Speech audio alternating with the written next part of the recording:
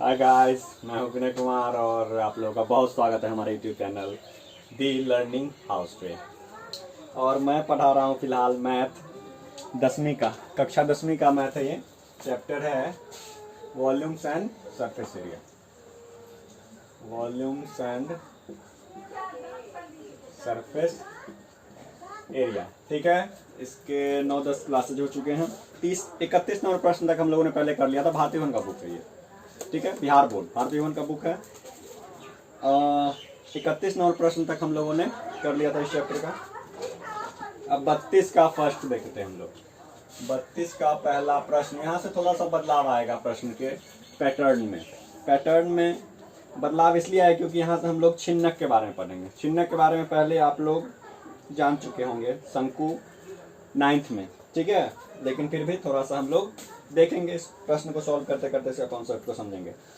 तो क्या कह रहा है इसमें, एक शंकु के छिन्नक की तिरछी ऊंचाई 4 सेंटीमीटर और उसके वृत्तीय सिरों की परिमिति या फिर परिधि, वृत्त तो परिधि बोलेंगे, परिधि 18 सेंटीमीटर और 6 सेंटीमीटर है। छिन्नक का वक्र पृष्ठ क्षेत्रफल हमें निकालना है, ठीक है।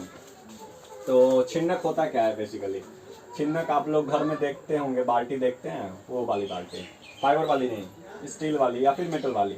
वो छिन्नक की आकृति की होती है। शंकु को जब काट दिया जाता है, ये देखो, ये इस तरह का शंकु है, ठीक है। इसे अगर हम यहाँ से काट दें, यहाँ से काट दें तो कैसा बन जाएगा, एक ये बन गया और साथ साथ एक ये भी बनता है, ठीक है। तो ये वाला जो पार्ट होता है उसे कहते हैं छिन्नक, ठीक है। ऊपर वाला तो शंकु, तो छिन्नक का, शंकु का ये छिन्नक हो गया। तो इस प्रश्न में, ये जो प्रश्न है इसी पे आधारित है, ठीक है। तो क्या कह रहा है प्रश्न में कह रहा है कि एक शंकु का छिन्नक, सबसे पहले तो एक शंकु का छिन्नक बना लेते हैं। एक शंकु का छिन्नक बनाते हैं, इस तरह का बनेगा, ठीक है। देखिए बाल्टी की आकृति की हो गई ना।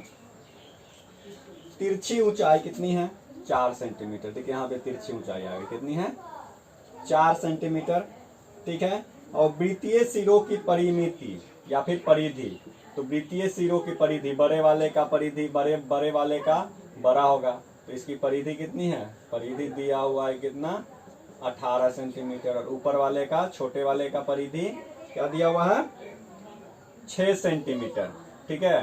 तो त्रिज्या क्या हो जाएगी, ऊपर वाले को हम लोग मानते हैं R1 और नीचे वाले को R2, ठीक है। और तिर्यक ऊंचाई हमें पहले से पता है, ठीक है। तो सबसे पहले क्या करेंगे, ये देखिए, ये परिधि है, ये परिधि है 6 सेंटीमीटर, 6 सेंटीमीटर परिधि है इसके सिरे की। ये क्या है, गोल वृत्ताकार है ना, वृत्ताकार है तो वृत्त की परिधि होगी। तो वृत्त की परिधि दी हुई है, तो क्या हम रेडियस नहीं निकाल सकते हैं, आसानी से निकाल सकते हैं। तो क्या करेंगे, क्या हो जाएगा, निचले सिरे का,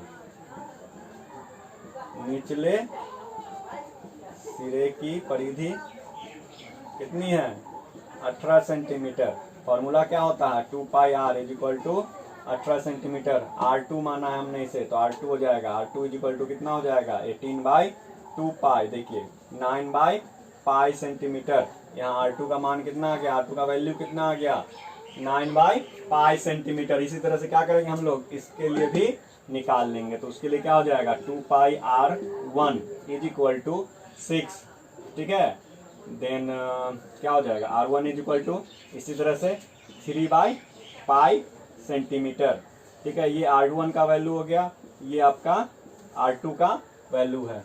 तो R1 इज इक्वल टू आ गया हमारा 3/पाई सेंटीमीटर। तो R1 निकल गया हमें, R2 पता निकल गया, तिर्यक ऊंचाई पता है। तो इस प्रश्न में क्या करा है, वक्र पृष्ठ क्षेत्रफल हमें निकालना है।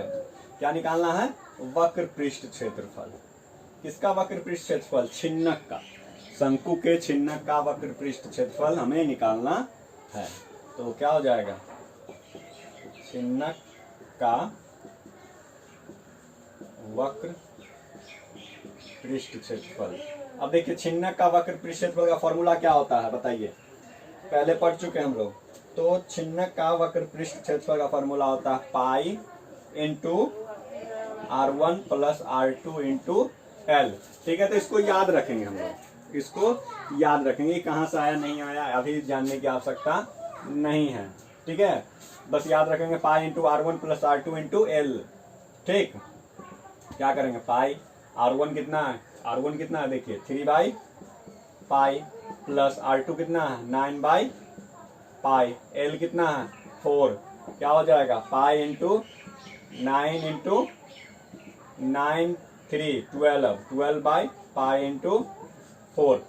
ठीक है, अब देखिए पाई से पाई कट गया 4, कितना आ गया 48 सेंटीमीटर स्क्वायर। ठीक है, तो ये जो छिन्नक था शंकु आकार, शंकु का जो छिन्नक था, इसका हमें वक्र पृष्ठ क्षेत्रफल कितना निकल के आ गया 48 सेंटीमीटर स्क्वायर। क्लियर है, बहुत आसान प्रश्न था। ठीक है, तो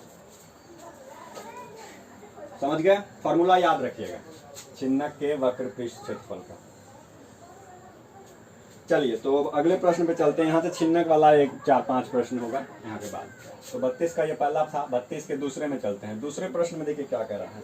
एक शंकु के एक 45 सेंटीमीटर ऊंचे छिन्नक के सिरे की त्रिज्या 28 सेंटीमीटर एवं 7 सेंटीमीटर है। इसका आयतन वक्र पृष्ठ क्षेत्रफल और कुल वक्र पृष्ठ क्षेत्रफल हमें निकालना है। देखिए यहाँ पे कह रहा है तीनों चीज निकालना है हमें, कुल वक्र पृष्ठ क्षेत्रफल भी निकालना है, पृष्ठ क्षेत्रफल भी निकालना है, और साथ साथ क्या निकालना है, साथ साथ आयतन भी निकालना है। हमें आयतन भी निकालना है। इसी प्रकार का एक छिन्नक है, इसलिए इसे पूरा रब नहीं करते हैं, चलो देते हैं। तो ऊंचाई दिया हुआ है, इस छिन्नक की हाइट दी हुई है, कितनी हाइट है 45 centimetre 45 centimetre. R1 is equal to, R1 का वैल्यू दिया हुआ है यहाँ पे कितना, देखिए R1 मान लेते हैं इसको। ठीक है, नीचे वाले को R1 मानते हैं, बड़े वाले को, छोटे वाले को R2 करते हैं इसमें। तो R1 का वैल्यू दिया हुआ है 28 सेंटीमीटर। ठीक है, और R2 की वैल्यू है 7 सेंटीमीटर। ठीक है, तो हमें क्या निकालना है, हमें निकालना है यहाँ से इसका आयतन, वक्र पृष्ठ क्षेत्रफल और कुल वक्र पृष्ठ क्षेत्रफल। ठीक है, तो क्या करेंगे, सबसे पहले वक्र पृष्ठ क्षेत्रफल निकालेंगे। नहीं, वक्र पृष्ठ क्षेत्रफल निकालने के लिए क्या जरूरत है, तिर्यक ऊंचाई की। तिर्यक ऊंचाई दिया हुआ है यहाँ पे, एल नहीं दिया हुआ। सबसे पहले तिर्यक ऊंचाई हम लोग निकालते थे। तिर्यक ऊंचाई का फॉर्मूला क्या होता है, एल इज इक्वल टू होता है फॉर्मूला से एच स्क्वायर। देखिए छिन्नक के लिए, छिन्नक के तिर्यक ऊंचाई के लिए होता है formula H square plus R2 minus R1 का होल स्क्वायर। ठीक है, तो क्या हो जाएगा बताइए, एच स्क्वायर यानी कि 45 का स्क्वायर प्लस R2 कितना है, R2 कितना है देखिए 28। अच्छा ये बड़ा वाला है ना, इसको R2 कर दो, इसको R1 नहीं डालें तो सही था पहले वाला। तो 28 माइनस 7 का होल स्क्वायर से कोई फर्क नहीं पड़ता है, स्क्वायर है तो माइनस भी होगा तो वो प्लस हो जाएगा, उससे फर्क नहीं पड़ता। लेकिन चलिए कोई बात नहीं है। तो क्या हो गया 45 प्लस 21 का स्क्वायर, 45 का स्क्वायर और 21 का स्क्वायर क्या हो जाएगा, 45 का स्क्वायर कितना होता है बताइए, जल्दी जल्दी माइंड में मल्टीप्लाई कर लो आप। 5 25, 5 का 20 2 22, 4 5 20, 4 का 16 2 18, कितना हो गया 5 2 8 2 10 1 1 2 225, 225 प्लस एक इसका कितना होगा 441। ठीक है, 441 जोड़ दो, क्या हो जाएगा 5 1 6, 4 2 6, 4 2466, रूट अंडर 2466 एल का वैल्यू आ गया। ठीक है, तो किसका होता है ये वर्गमूल, क्या हो जाएगा इसका वर्गमूल बताइए 2466।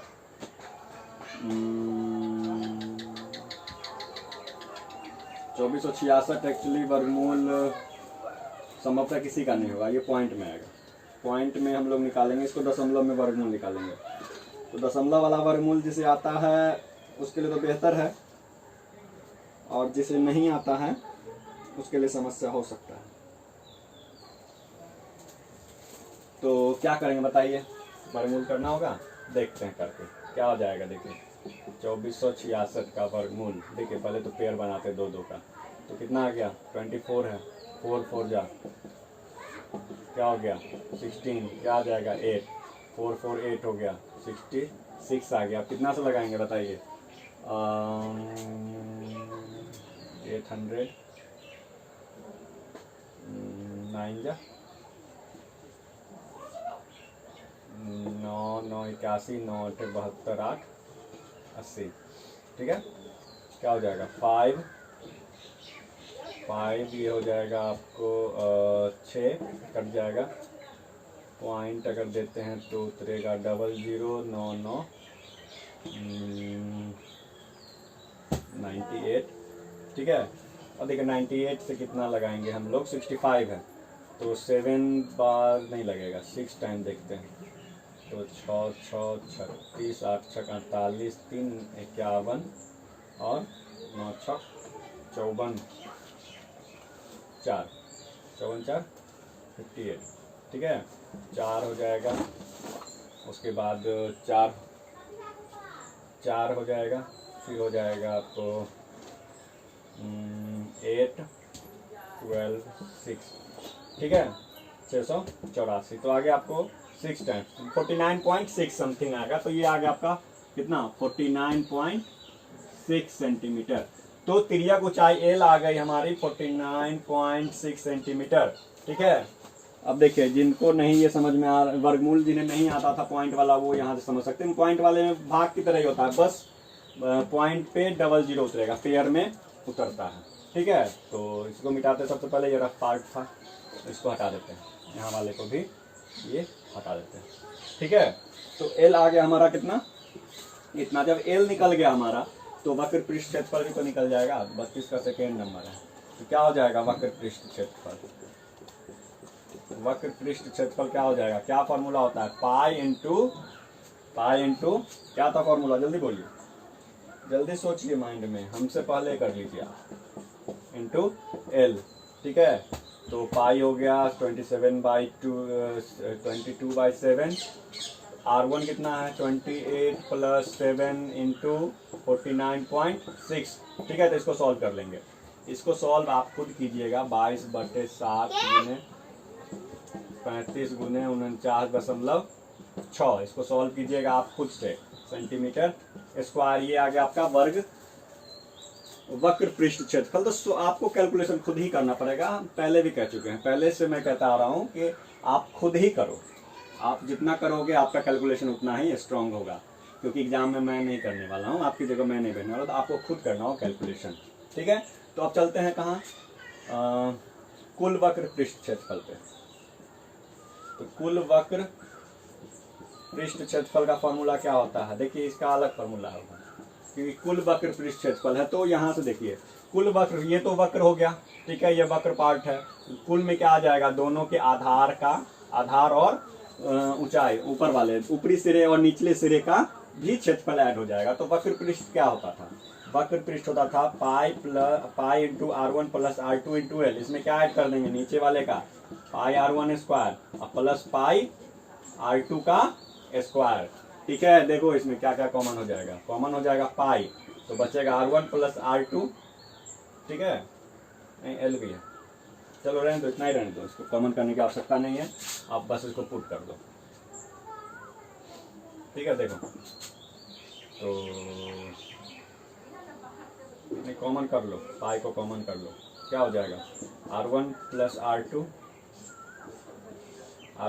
R2 into L plus R1 का स्क्वायर प्लस R2 का स्क्वायर।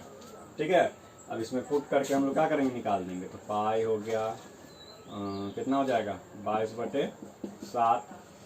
R1 कितना है 28 7 इंटू 49.6 प्लस 28 का स्क्वायर प्लस 7 का स्क्वायर। ठीक है, और इसको सॉल्व करेंगे, इसको भी आप ही सॉल्व करोगे, मैं नहीं सॉल्व करने वाला हूँ। इतना कैलकुलेशन आपको करना पड़ेगा और आप करोगे खुद से ही।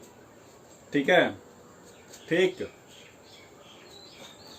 चलो अब देखिए कुल वक्र पृष्ठ क्षेत्रफल हो गया। हम लोग आयतन निकालते हैं, तो थोड़ा सा हमको स्पेस कम है, तो स्पेस थोड़ा खाली करना पड़ेगा। एल जहाँ पे निकाले थे वहाँ पे इसे खाली कर देते हैं, कोई दिक्कत नहीं होनी चाहिए। आप बस नज़र गड़ा के रखिए, अगर पसंद आ रहा है, समझ आ रहा है, तो प्लीज़ प्लीज़ प्लीज़ लाइक बनता है तो लाइक जरूर कीजिए, शेयर कीजिए कमेंट भी कीजिए, अगर किसी प्रकार का सजेशंस है, कोई त्रुटि रह जा रही है या फिर आपको पसंद आ रहा है तो आप सजेस्ट कीजिए, कमेंट कीजिए, बस कमेंट कीजिए, ठीक है।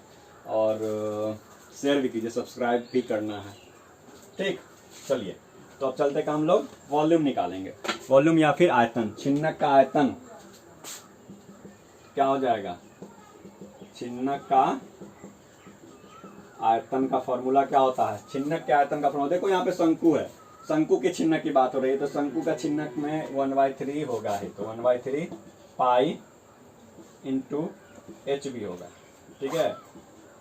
R1 का स्क्वायर प्लस R2 का square plus R1 into R2, ये फॉर्मूला होता है। तो इसमें हम लोग क्या करेंगे, रख देंगे, तो 1/3 22/7 गुने एच कितना है 45, R1 कितना है, R1 देखो 7 का स्क्वायर प्लस 28 का स्क्वायर प्लस 7 गुने 28, ठीक है।